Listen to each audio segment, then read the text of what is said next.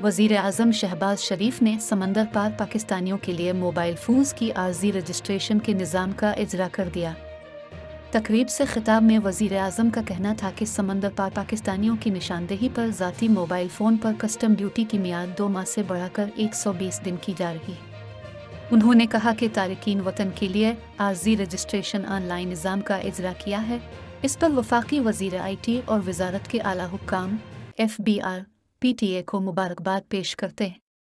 उनका कहना था कि ये एक अहम डिवाइस है जो समंदर पार लाखों पाकिस्तानियों के लिए एक बेहतरीन सहूलत है। उन्हें ये सहूलत घर बैठे मुयस्सर आएगी और वो 4 माह तक बगैर टैक्स दिए अपना फ़ोन इस्तेमाल कर सकेंगे।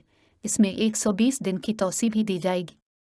वज़ीर आज़म ने कहा कि मोबाइल फ़ोन्स पर टैक्स आयद न करने की राय साइब है, लेकिन इस पर फैसले के लिए मज़ीद इज्तिमाई मशावरत और सोच विचार की ज़रूरत है। उन्होंने कहा कि मुल्क में लाखों बच्चों को मेरिट पर दोबारा लैपटॉप दिए जा रहे हैं। स्कूल के बच्चों और असातिज़ा को टैबलेट की फ़राहमी का प्रोग्राम भी शुरू होना चाहिए था।